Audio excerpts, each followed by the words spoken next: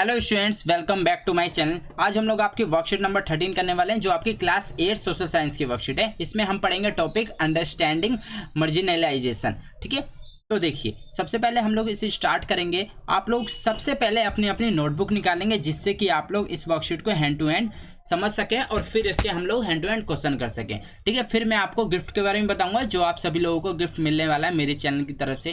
ठीक है, सब्जेक्ट आपका दिया है बच्चों SST। ठीक है, क्लास आपकी 8 दी गई है, वर्कशीट का नंबर आपका 13 है। आप लिखेंगे डेट अपनी सितंबर। ठीक है, ये सब डिटेल सभी बच्चे भर लेंगे। फिर आपको टॉपिक लिखना है अपना चैप्टर 7 अंडरस्टैंडिंग मार्जिनलाइजेशन। ठीक है, तो इसमें दिया गया मुस्लिम्स एंड मार्जिनलाइजेशन के बारे में।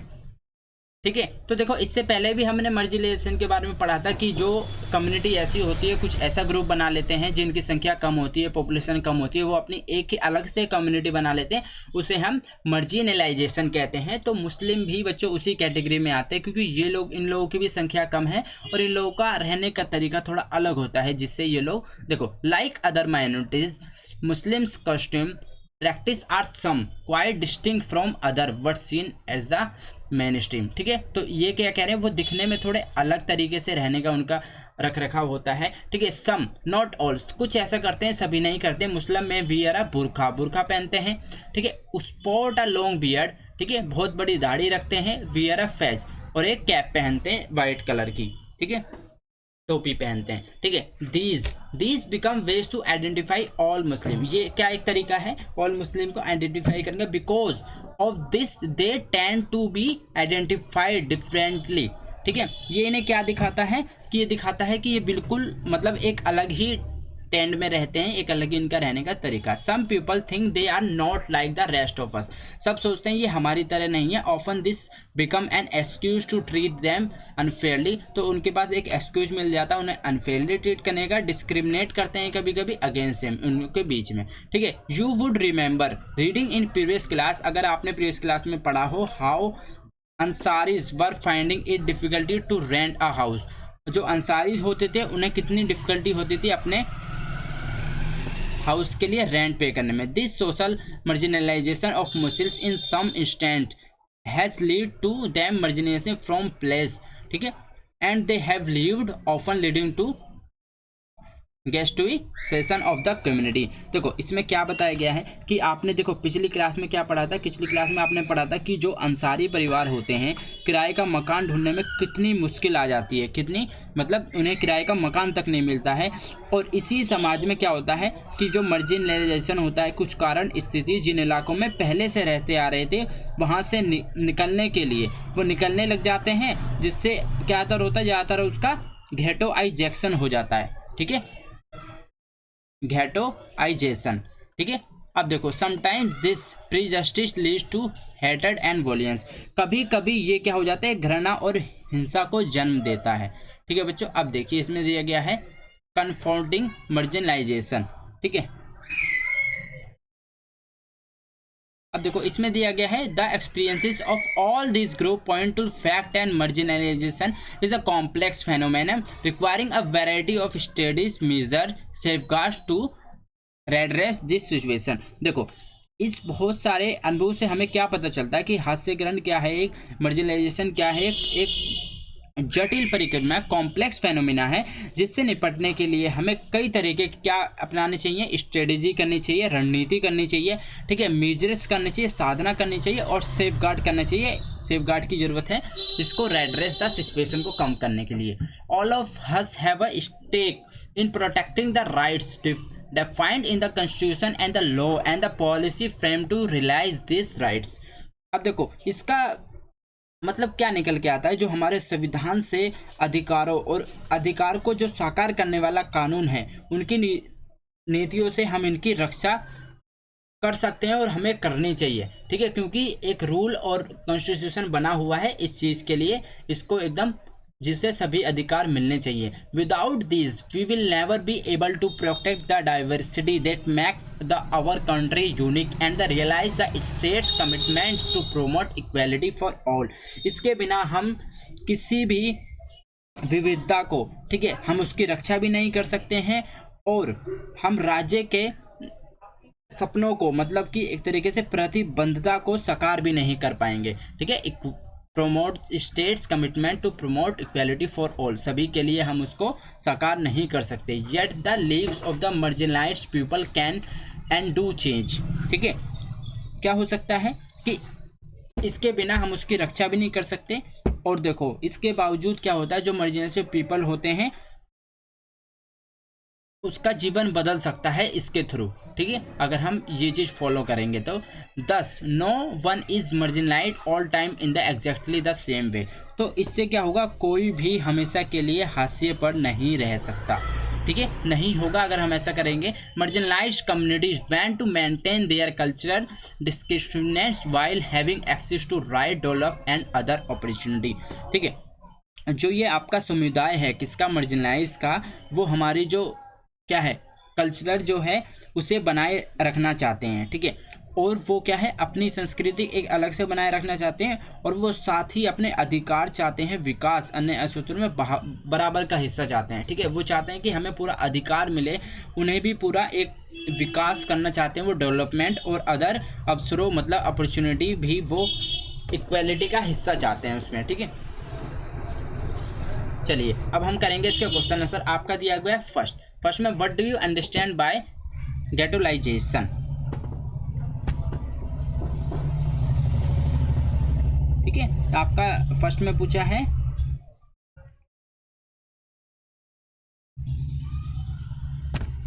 सभी बच्चे question number first note down करेंगे, फिर मैं आपको इसका क्वेश्चन आंसर कराऊंगा, ठीक है बच्चों। फर्स्ट में देखो आपको क्या क्या लिखना है,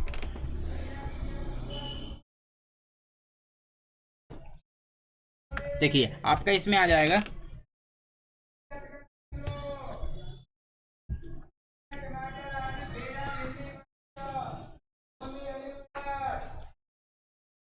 बढ़िया 50 का 3 किलो आलू, बढ़िया घिया भिंडी आलू गोभी, एक सेकंड में अभी देखिए इसका फर्स्ट का आंसर आपका वर्कशीट में से मिल जाएगा, इसलिए मैं नहीं लिख पा रहा हूँ, क्योंकि बच्चों लिखने में आपको जो मैं हाथ से लिखूंगा उसमें आपको लिखने में क्या थोड़ी सी प्रॉब्लम आ सकती है, ठीक है, इसमें मैं प्रॉपर तरीके से आपको आंसर बता दूंगा, पूरा आपका दिया गया एज इट इज, जो आपका नहीं दिया होता मैं वो आपको लिखवाता हूँ, ठीक है बच्चों, इसमें पूरा दिया गया। देखिए आप यहाँ से लिखेंगे दिस सोशल, ठीक है, ये आपका आंसर नंबर 1 है, तो आप लिखेंगे this social marginalization of Muslims in some instances has to lead the marginating from places where they have lived, often leading to the ghettoization of community, ठीक है, तो ये आपका आंसर नंबर 1 हो जाएगा बच्चों, ठीक है। अब चलते हैं क्वेश्चन नंबर 2 पे। According to you which strategy are required to tackle marginalisation, ठीक है, देखो सबसे पहले आपको क्या इक्वालिटी होनी चाहिए सबके लिए, ठीक है, तो आप क्या लिख देंगे, एक नंबर आप लिखोगे 1, ठीक है, हम 2 पॉइंट लिखेंगे इसके, to give equal opportunity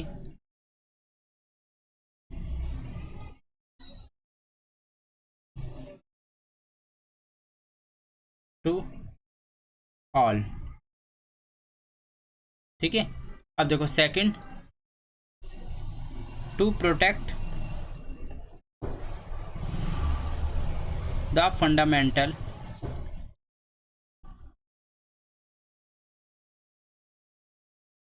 rights of all from being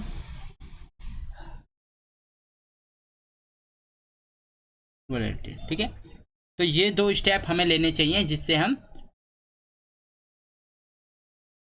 protect कर सकते हैं। According to you which study are required, हमें ये 2 स्टडी रिक्वायर्ड है टैकल मार्जिनलाइजेशन करने के लिए, ठीक है, to protect the fundamental rights of all the from being violated. Third जगह, if you were the member of any marginalised group how would have you protected your cultural distinctiveness,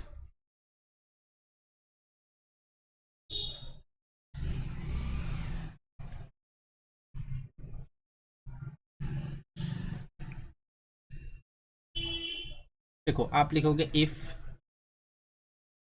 I was a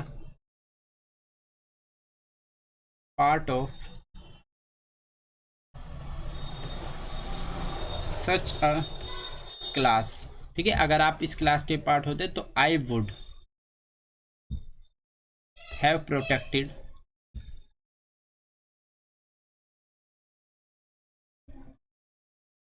my cultural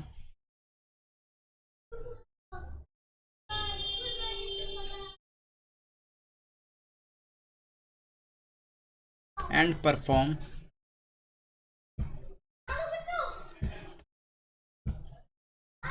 my duties only by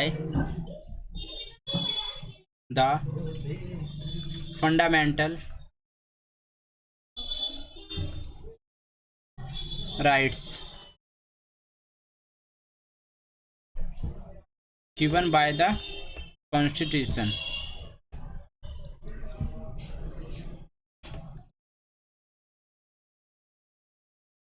ठीक है, तो ये आपका answer number 3 हुआ।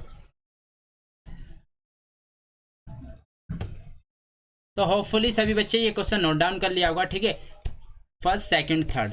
तो I think आपका ये लास्ट क्वेश्चन था, तो लास्ट क्वेश्चन भी आपका ये कंप्लीट हो गया। तो देखो मैं अब आपको ये बता देता हूँ कि आप कैसे कैसे उस जो मैंने आपको गिव अवे बताया था कि आप कैसे कैसे उसको जीत सकते हो। तो देखो मैंने आपको क्या बताया था, मैं व्लॉग से वीडियो स्टार्ट करूँगा, ठीक है। तो जो भी बच्चा उस वीडियो को देखेगा तो उसमें मैं आपके जो गिफ्ट होगा, जो भी आपको मिलने वाला होगा, उसकी अनबॉक्सिंग दिखाऊंगा, ठीक है। तो उसकी अनबॉक्सिंग में मैं उसके सारे आपके गिफ्ट के जो भी फीचर होंगे मैं वो उसमें दिखाऊंगा कि ये गिफ्ट है आपका, ये इसके फीचर है, ठीक है। और उस वीडियो का लिंक जो है एवरी संडे टेलीग्राम चैनल पे भेजा जाएगा, ठीक है। मान लो वीडियो का लिंक आ गया, आपने वो ओपन कर ली, बहुत सारे बच्चों ने देखी और सब ने उस पर कमेंट किया, ठीक है। तो मतलब एक बच्चे ने ऐसे कमेंट किया, भाई जो मेरे चैनल से डेली वर्कशीट करता है, ठीक है, और वीडियो को पूरी देखता है, ठीक है, और अपने 10 फ्रेंड के साथ शेयर करता है। देखो मैं ये सब क्यों कह रहा हूँ, इससे क्या है कि आप लोग स्टडी में ज़्यादा इंटरेस्ट लोगे कि एक तो डेली वर्कशीट अपनी कंप्लीट करोगे डेली टू डेली, ठीक है।